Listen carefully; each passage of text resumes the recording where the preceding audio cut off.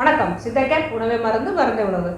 பெண்களுக்கு மாதவிடாய் வரும்போது முக்கியமாக முதல்ல 12 வயசுலேயே அவங்க இப்போயே எல்லாருமே பியூபர்ட்டி, அதாவது வயது அடைந்து அவங்களுக்கு மாதம் பீரியட்ஸ் வரும்போது 3 பீரியட்ஸ் வரத்துக்கு முன்னாடியும் சரி, ஒரு சிலருக்கு பீரியட்ஸ் வந்த பிறகும் சரி நல்ல வயிற்று வலி வருது.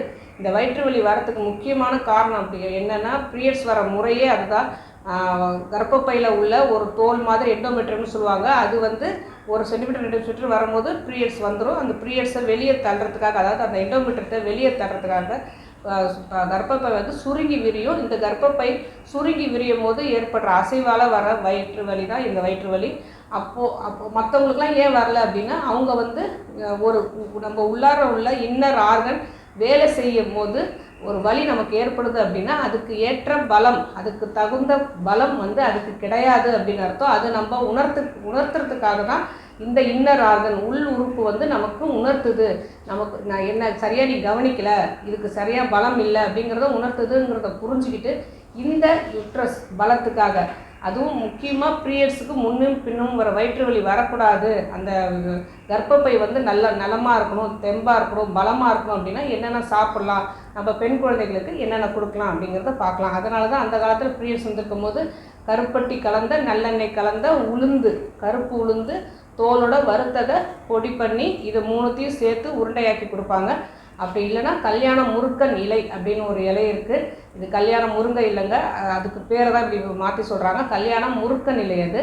அந்த இலையை இலை சாற்றை காலையிலையும் மாலையிலையும் ஒரு 10 mlனாலும் அரைச்சி கொடுத்தோம் அப்படின்னா, தொடர்ந்து குடிச்சிட்டு வந்தாங்க அப்படின்னா நல்லாவே பீரியட்ஸ்க்கு முன்னாடி வர வலியும் சரி, இப்போ பின்னாடி வர வயிற்று வலி முற்றிலுமாக நீங்கிடும். கர்ப்பப்பைக்கு நல்ல பலம் கொடுக்கும். பொதுவாக பெண்களுக்கு மாதுளம் பழம் கொடுத்துட்டே வந்தோம் அப்படின்னா கர்ப்பப்பை நல்லாவே பலம் பெறும். அடுத்தது, உடல் சூட்டால் இந்த வலி வருது, பீரியட்ஸ் வரும்போது நல்ல உடல் சூடாகிடும். அதனால் சூட்டால் வருது அப்படின்னு நினச்சோம் அப்படின்னா, வெந்தயத்தை நைட்டே ஊற வச்சுட்டு, அந்த ஊற வச்ச வெந்தயத்தை காலையில் எழுந்திரிச்சு 1 ஸ்பூன் மட்டும் செஞ்சாலே போதும். காலையில் எழுந்திரிச்சு 1 ஸ்பூன் போட்டு அவங்க குடிச்சிட்டாங்க அப்படின்னாலே இந்த பிரச்சனை வராது. அந்த டைமில் நிறைய வெந்தய கஞ்சி கொடுக்கலாம். உளுந்தால் செய்யப்பட்ட அனைத்து பொருட்களுமே அந்த பெண் குழந்தைகளுக்கு அந்த 3 நாள் 5 நாள் பீரியட்ஸ் வந்திருக்கும் போது தொடர்ந்து கொடுத்துக்கிட்டே வரலாம். உளுந்தால் எது செஞ்சாலும் சரி, அவங்களுக்கு வெந்தய கஞ்சி பிடிச்சாலும் சரி, உளுந்து வடை செஞ்சாலும் சரி, இல்லைன்னா கருப்பட்டி நல்லெண்ணெய் கலந்த உளுத்த மாவு கொடுத்தாலும் சரி, எந்த வகையாவது உளுந்து நிறையா கொடுத்துட்டு வந்தாலும் இந்த சூட்டால் வர்றது. அப்புறம் இடுப்பு எலும்பு பலம் அப்படின்னு சொல்லுவாங்க. எலும்புக்கு பலமும் கொடுத்து அந்த யுட்ரஸ் கர்ப்பப்பை சுருங்கி விரியும் போது அதுக்கு முழு பலமும் கொடுத்து அது தானாக செயல்படும்.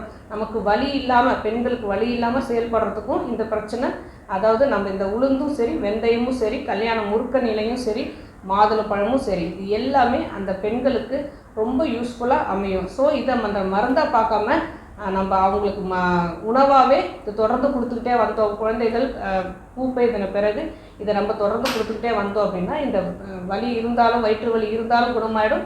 வயிற்று வலி இனிமேல் வரவும் வராது. ஆரோக்கியமாக வாழ்வோம். வேறு எதை பற்றி பேசணும்னு நினச்சாலும் சரி, தாராளமாக கமெண்ட் பண்ணுங்கள். உங்களுக்கு எந்த நோயாக இருந்தாலும் சித்தா கேரை அணுகுங்க.